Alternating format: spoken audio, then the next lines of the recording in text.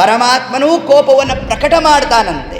ಆದರೆ ಆ ಕೋಪ ನಟನಾ ರೂಪದಲ್ಲಿ. ನಿನಗೆ ಯಾರನ್ನು ಇಷ್ಟಪಡ್ತೀಯೋ ಅವ್ರ ಜೊತೆ ನಿನಗೆ ಲಗ್ನ ಮಾಡಿಸ್ತೀನಿ ಅಂತ. ಆಗ ಅವಳು ಅರಸ್ಕೊಂಡು ಹೊರಟಾಗ ಸಿಕ್ಕವರೇ ರಾಮದೇವರು. ಮೂಗಿಗೆ ಒಂದು ಶಕ್ತಿಯನ್ನು ಕೊಟ್ಬಿಟ್ಟಿದ್ದ ರಾವಣ.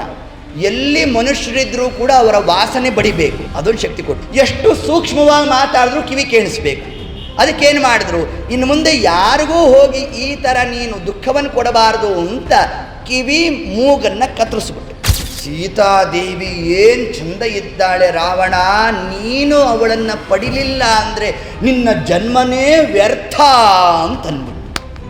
ನಾವು ಕೋಪವನ್ನು ಮಾಡಿದಂತೆ ನಟನೆ ಮಾಡಬೇಕೇ ಹೊರತಾಗಿ ನಮ್ಮ ಇತಿಮಿತಿಯನ್ನು ಮೀರಿದ ಕೋಪವನ್ನು ಮಾಡಿದಾಗ ಅವಘಡಕ್ಕೆ ಕಾರಣ ಆಗುತ್ತೆ. ಅದಕ್ಕೆ ಕ್ರೋಧಕೃತ್ ಕರ್ತ ವಿಷ್ಣು ಸಹಸ್ರನಾಮದಲ್ಲಿ ಈ ಶಬ್ದವನ್ನು ಉಲ್ಲೇಖ ಮಾಡಿದ್ದಾರೆ.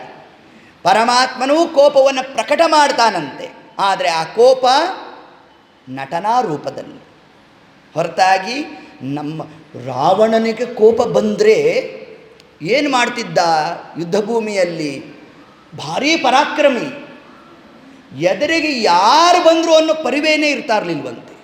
ಅದರಂತೆ ಅವನ ತಂಗಿಯ ಗಂಡ ಬಂದ, ಅವನನ್ನು ಕತ್ತರಿಸಾಕ್ಬಿಟ್ಟ. ತಂಗಿ ಯಾರು? ಶೂರ್ಪನಖ. ಆಗ ಶೂರ್ಪನಖ ಹತ್ಕೊಂಡು ಬಂದ್ಲು, ನನ್ನ ಗಂಡ ನೀನೇ ಕೊಂದು ಹಾಕಿದ್ದು ಅಂತ ಅಂತತ್ಲು. ಅತ್ತಾಗ ರಾವಣ ಅಂದ, ನಿನಗೆ ಯಾರನ್ನು ಇಷ್ಟಪಡ್ತೀಯೋ ಅವ್ರ ಜೊತೆ ನಿನಗೆ ಲಗ್ನ ಮಾಡಿಸ್ತೀನಿ ಅಂತಂದ್ಬಿಟ್ಟು. ಆಗ ಅವಳು ಅರಸ್ಕೊಂಡು ಹೊರಟಾಗ ಸಿಕ್ಕವರೇ ರಾಮದೇವರು. ಆ ರಾಮದೇವರು ತಾವು ಲಕ್ಷ್ಮಣ ದೇವರ ಮುಖೇನ ಧ್ವಸ್ತಕರ್ಣಾಂ ವಿಘೋಣಾಂಚ ಕಿವಿ ಮೂಗನ್ನು ಕತ್ತರಿಸಿಸ್ಬಿಟ್ರು. ಕಾರಣ, ಅವಳ ಮೂಗಿಗೆ ಒಂದು ಶಕ್ತಿಯನ್ನು ಕೊಟ್ಬಿಟ್ಟಿದ್ದ ರಾವಣ. ಎಲ್ಲಿ ಮನುಷ್ಯರಿದ್ರೂ ಕೂಡ ಅವರ ವಾಸನೆ ಬಡಿಬೇಕು, ಅದೊಂದು ಶಕ್ತಿ ಕೊಟ್ಬಿಟ್ಟಿದ್ದ. ಎಷ್ಟು ಸೂಕ್ಷ್ಮವಾಗಿ ಮಾತಾಡಿದ್ರು ಕಿವಿ ಕೇಳಿಸ್ಬೇಕು. ಅದಕ್ಕೇನು ಮಾಡಿದ್ರು, ಇನ್ನು ಮುಂದೆ ಯಾರಿಗೂ ಹೋಗಿ ಈ ಥರ ನೀನು ದುಃಖವನ್ನು ಕೊಡಬಾರ್ದು ಅಂತ ಕಿವಿ ಮೂಗನ್ನು ಕತ್ತರಿಸ್ಬಿಟ್ಟು. ಆಗ ಶೂರ್ಪನಖ ರಾವಣನ ಹತ್ರ ಹೋಗಿ ರಾಮದೇವರ ವರ್ಣನೆ ಮಾಡಲಿಲ್ಲ. ಸೀತಾದೇವಿ ಏನು ಚಂದ ಇದ್ದಾಳೆ ರಾವಣ, ನೀನು ಅವಳನ್ನು ಪಡಿಲಿಲ್ಲ ಅಂದರೆ ನಿನ್ನ ಜನ್ಮನೇ ವ್ಯರ್ಥ ಅಂತನ್ಬಿಟ್ಟು. ಅಲ್ಲಿಂದ ನಿಜವಾದ ರಾಮಾಯಣ ಶುರುವಾಯಿತು. ಹಾಗೆ ಶುರು ಆಗಲಿಕ್ಕೆ ಯಾವುದು ಕಾರಣ? ರಾವಣ ತಾನು ತನ್ನ ಕೋಪವನ್ನು ಹತೋಟಿಯಲ್ಲಿ ಇಟ್ಕೊಳ್ಳಿಲ್ಲ. ಇದು ದೋಷ. ಆದರೆ ಪರಮಾತ್ಮನಲ್ಲಿ ಆ ದೋಷಗಳು ಇಲ್ಲ ಅನ್ನೋದನ್ನು ಪ್ರತಿಪಾದನೆ ಮಾಡಿದ ರೂಪವೇ ನಾರಾಯಣ. ಅದೇ ಬದ್ರಿನಾರಾಯಣ ರೂಪ ಅಂತ ಇಷ್ಟು ಅಂಶವನ್ನು ಹೇಳುತ್ತಾ, ಆಕೂತಿ ದೇವಿ ಆಯಿತು, ಪ್ರಸೂತಿ ದೇವಿಯ ಲಗ್ನವೂ ಆಯಿತು. ಇನ್ನು ಮೂರನೆಯವರೇ ದೇವಹೂತಿ. ಇಬ್ಬರು ಹೆಣ್ಮಕ್ಕಳ ಲಗ್ನ ಚೆನ್ನಾಗಿ ನಡೆದುಬಿಡ್ತು. ಈ ದೇವಹೂತಿಗೆ ಯಾವ ವರವನ್ನು ತೋರಿಸಿದ್ರೂ ಒಲ್ಲೆ ಅಂತಂತಾಯಿತು. ಸ್ವಯಂಭೂ ಮನುಗಳಿಗೆ ತಲೆ ಬಿಸಿ ಆಗೋಯಿತು. ಇದೇನಪ್ಪ ಈ ಹುಡುಗಿ ಯಾರನ್ನು ತೋರಿಸಿದ್ರು ಒಲ್ಲೆ ಅಂತಾಳೆ. ಕರೆದ್ರು, ಅಮ್ಮ ನಿನ್ನ ಮನಸ್ಸಲ್ಲಿ ಯಾರು ಇದ್ದಾರಾ ಅಂತ ಕೇಳು. ಇದ್ದಾರೆ ಅಂತಂದು. ಯಾರು ಅಂತಂದು? ಕರ್ದಮರು ಅಂತಂದು. ಅಲ್ಲ, ಅವರ ಪರಿಚಯ ನಿನಗೆ ಹೇಗೆ ಅಂತ ಕೇಳಿದ್ರು. ಏನಿಲ್ಲ, ಈ ಹಿಂದೆ ನಾನು 5 ವರ್ಷದ ಹುಡುಗಿಯಾದಾಗ ನಾರದರು ನಿಮ್ಮ ಬಳಿಗೆ ಬಂದು, ಅಂದರೆ ಸ್ವಯಂಭೂ ಮನುಗಳ ಬಳಿಗೆ ಬಂದು ಕರ್ದಮರ ತಪಸ್ಸಿನ ವೈಭವವನ್ನು ವರ್ಣನೆ ಮಾಡ್ತಾ ಇದ್ರಂತೆ. ಅದನ್ನು 5 ವರ್ಷದ ಹುಡುಗಿಯಾದ ದೇವಹೂತಿ ತಾನು ಶ್ರವಣ ಮಾಡ್ತಾ, ನಾನು ಲಗ್ನಾಂತ ಆದರೆ ಕರ್ದಮರನ್ನೇ ಅಂತ ಮನಸ್ಸಿನಲ್ಲಿ 5ನೇ ವರ್ಷದಲ್ಲಿ ಸಂಕಲ್ಪ ಮಾಡಿದ್ಲಂತೆ. ನೋಡಿ ಎಂತಹ ಆ ದೃಢ ಸಂಕಲ್ಪ ಅಂತಂದರೆ, ತಾನು ಆ ಒಂದು ವಯೋಮಾನಕ್ಕೆ ಬಂದರೂ ಕೂಡ ಆ ಸಂಕಲ್ಪದಿಂದ ವಿಮುಖರಾಗಲಿಲ್ಲ. ಕರ್ದಮರು ತಾವೊಂದು ಸಂಕಲ್ಪವನ್ನು ಮಾಡಿದ್ರು. ಏನು? ಆ ಜನ್ಮ ಪರ್ಯಂತರವಾಗಿ ಬ್ರಹ್ಮಚಾರಿಗಳಾಗಿ ಇರ್ತೇವೆ ಅಂತ ಅವರ ಸಂಕಲ್ಪ. ಇಲ್ಲಿ ದೇವಹೂತಿ ಅವರನ್ನೇ ಲಗ್ನ ಮಾಡ್ಕೊತೇನೆ ಅಂತ. ಸ್ವಯಂಭೂ ಮನುಗಳು ಬ್ರಹ್ಮದೇವರನ್ನು ಸ್ತೋತ್ರ ಮಾಡಿದ್ರು. ಸ್ವಾಮಿ, ಇಂತಹ ಪ್ರಸಂಗ ಆಗೋಗಿದೆ, ಈ ಒಬ್ಬ ಹೆಣ್ಣುಮಗಳಿಗೆ ಲಗ್ನ ಆಗುತ್ತೋ ಇಲ್ವೋ, ನಾ ಏನು ಮಾಡಲಿ ಅಂತಂದು. ಆಗ ಬ್ರಹ್ಮದೇವರು ಪರಮಾತ್ಮನನ್ನು ಸ್ತೋತ್ರ ಮಾಡಿದ್ರು. ಪರಮಾತ್ಮ ಕರ್ದಮರ ಮುಂದೆ ಬಂದಾಗ ಕರ್ದಮರು ನಾನಾ ಪ್ರಕಾರವಾಗಿ ಪರಮಾತ್ಮನನ್ನು ಸ್ತೋತ್ರ ಮಾಡಿದ್ರಂತೆ. ಸ್ತೋತ್ರ ಮಾಡಿದಾಗ ಅದರಿಂದ ಪ್ರೀತನಾದ ಪರಮಾತ್ಮನ ಕಣ್ಣಿನಿಂದ ನೀರಿನ ಹನಿಗಳು ಬಿದ್ದುವಂತೆ. ಅದು ಬಿದ್ದಂತಹ ಸ್ಥಳದಲ್ಲಿ ಒಂದು ಸರೋವರ ಆಯಿತಂತೆ. ಆ ಸರೋವರಕ್ಕೆ ಬಿಂದು ಸರೋವರ ಅಂತ ಹೆಸರು. ಕರ್ದಮರು ಸ್ತೋತ್ರ ಮಾಡಿದಾಗ ಪರಮಾತ್ಮನ ಕಣ್ಣಿನಿಂದ ಬಂದಂತಹ ಅಶ್ರುವೇ ಬಿಂದು ಸರೋವರ ಅಂತಾಯಿತು. ಸರಿ, ಸ್ತೋತ್ರ ಎಲ್ಲ ಇದೆಲ್ಲ ಮುಗಿದ ಮೇಲೆ ದೇವರಂದ, ನೋಡಪ್ಪ, ನೀನು ಲಗ್ನ ಮಾಡ್ಕೋಬೇಕು ಅಂತ. ಆಗ ಕರ್ದಮರಂದರು, ಬೇಡ ಸ್ವಾಮಿ, ಯಾಕೆ ಸಂಸಾರ ಕೂಪಕ್ಕೆ ತಳ್ತೀಯೋ?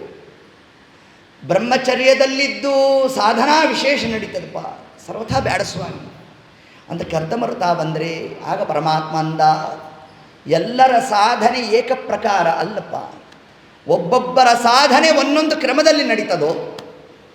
ಎಲ್ಲರೂ ಯತಿಗಳೇ ಆಗಿಬಿಟ್ರೆ ಯತಿ ಭಿಕ್ಷೆ ಹಾಕೋರು ಯಾರು?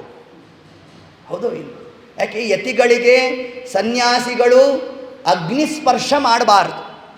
ಇವತ್ತಿಗೂ ಕೂಡ ಯತಿಗಳು ಹೋಮ ಮಾಡಲಿಕ್ಕೆ ಅವ್ರಿಗೆ ಅಧಿಕಾರ ಇಲ್ಲ. ಬ್ರಹ್ಮಚಾರಿ ಕೇವಲ ಅಗ್ನಿ ಕಾರ್ಯ ಮಾತ್ರ ಮಾಡಬೇಕು. ಅಧ್ವರ್ಯು ಸ್ಥಾನದಲ್ಲಿ ಕೂತು ಇನ್ನೊಬ್ಬ ಗೃಹಸ್ಥನಿಂದ ಹೋಮ ಮಾಡಿಸುವ ಅಧಿಕಾರ ಬ್ರಹ್ಮಚಾರಿಗಿಲ್ಲ, ಯತಿಗಳಿಗಿಲ್ಲ. ಹಾಗಾದ್ರೆ ಹೋಮದ ಅಧಿಕಾರ ಇರೋದು ಯಾರಿಗೆ? ಗೃಹಸ್ಥಾಶ್ರಮಗಳಿಗೆ ಮಾತ್ರ. ಅವರು ದೇವರಿಗೆ ಅನ್ನವನ್ನು ನೈವೇದ್ಯ ಮಾಡಿ ಆ ಅನ್ನದ ಒಂದು ಭಾಗವನ್ನು ಹೋಮದಲ್ಲಿ ಹೋಮಿಸಿ, ಆ ಅನ್ನದ ಯಾವ ಹೋಮಕ್ಕೆ ಅನ್ನವನ್ನು ನಾವು ಮಾಡಿರ್ತೇವೋ ಅದರಲ್ಲಿ ಒಂದು ಭಾಗವನ್ನು ಉಳಿಸಬೇಕು. ಆ ಅನ್ನವನ್ನು ಮುಖ್ಯವಾದ ಅನ್ನದ ಪಾತ್ರೆಗೆ ಹಾಕಬೇಕು. ಹಾಕಿದಾಗ ಮಾತ್ರ ಯತಿಗಳು ಭೋಜನ ಮಾಡಲಿಕ್ಕೆ ಅಧಿಕಾರ ಪ್ರಾಪ್ತಿ ಆಗುತ್ತೆ. ಈ ಸಮಗ್ರ ಪ್ರಕರಣವನ್ನೇ ವೈಶ್ವದೇವ ಅಂತ ಕರೀತಾರೆ. ಆದ್ದರಿಂದ ಇಷ್ಟು ಅಂಶ ಹೇಳಿದ ಪರಮಾತ್ಮ, ಕರ್ದಮರೇ, ನಿಮ್ಮ ಸಾಧನೆ ತತ್ಕ್ರಮ ಅಲ್ಲ, ಆದ್ದರಿಂದ ನೀವು ಲಗ್ನ ಆಗಬೇಕು ಅಂತ. ದೇವರ ಆಜ್ಞೆ ಮೀರ್ಲಿಕ್ಕಾಗಲಿಲ್ಲ, ಆಗಲಿ ಸ್ವಾಮಿ ಅಂತಂದು ಮುಖ ಇಷ್ಟ ಆಗೋಯ್ತಂತೆ ಕರ್ದಮರಿಗೆ. ಆಗ ನಮ್ಮ ದೇವರಂದ, ಚಿಂತೆ ಮಾಡಬೇಡಿ, ನಿಮಗೊಂದು ಆಫರ್ ಕೊಡ್ತೇನೆ ಅಂತ ಪರಮಾತ್ಮ. ಏನು ಸ್ವಾಮಿ ಅಂತಂದರು.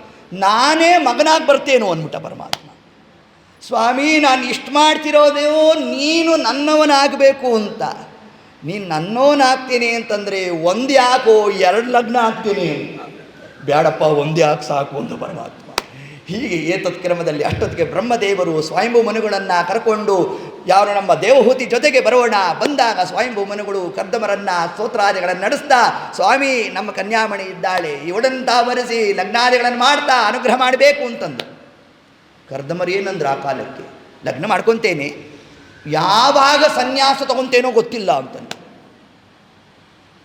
ಹೆಣ್ಣಿನ ತಂದೆ ಹತ್ರ ಹೋಗ್ಬಿಟ್ಟು, ನೀವು ಲಗ್ನ ಮಾಡಿಕೊಡಿ ನಿಮ್ಮ ಹುಡುಗಿನ, ನಾನು ಯಾವ ಸನ್ಯಾಸಿ ಆಗ್ತೀನೋ ಗೊತ್ತಿಲ್ಲ ಅಂತಂದರೆ ಆಗುತ್ತಾ?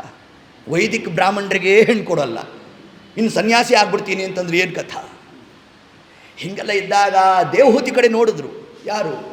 ಸ್ವಯಂಭೂಮನುಗಳು. ನೋಡಮ್ಮ, ಅದೇನೋ ಸನ್ಯಾಸಿ ಆಗ್ತಾನೆ ಅಂತ ನೀ ಹುಡುಗ, ಇನ್ನು ಲಗ್ನನೇ ಆಗಿಲ್ಲ ಅಂತಂದರೆ ಆಗ ದೇವಹೂತಿ ಅಂದ್ಲು, 1 ದಿವಸ ಇವರ ಪಾಣಿಗ್ರಹಣ ಮಾಡಿದ್ರು ನನ್ನ ಜನ್ಮ ಸಾರ್ಥಕ, ನಾನು ಲಗ್ನ ಆಗ್ಲಿಕ್ಕೆ ತಯಾರಂದ್ಬಿಟ್ಟು ಫಲ ಅಂದರು ಬ್ರಹ್ಮದೇವರೇ ತತ್ಕಾಲಕ್ಕೆ ಅಂದ. ಸರಿ, ಇಬ್ಬರ ವಿವಾಹಾದಿಗಳಾಯಿತು. ಎಷ್ಟು ಕಾಲ ಕರ್ದಮರು ಅಸಂಪ್ರಜ್ಞತಾ ಸ್ಥಿತಿಯಲ್ಲಿದ್ದರು ಅಂತಂದರೆ ದೇವಹೂತಿಗೆ ವೃದ್ಧಾಪ್ಯ ಬಂದ್ಬಿಡ್ತಂತೆ. ದೇಹಾದಿಗಳೆಲ್ಲ ಕೃಶ ಆಗೋಗಿರಬೇಕು. ಇಷ್ಟಾದರೂ ಅವರು ಧ್ಯಾನಪರರಾಗಿ ಅದರಿಂದ ವಿಮುಖರಾಗೇ ಇರಲಿಲ್ಲ. ಒಂದು ದಿವಸ ಅಕಸ್ಮಾತ್ ತಮ್ಮ ಪತ್ನಿ ಕಡೆಗೆ ನೋಡಿದ್ರಂತೆ. ಬಹಳ ದುಃಖ ಆಯಿತು ಅವರಿಗೆ.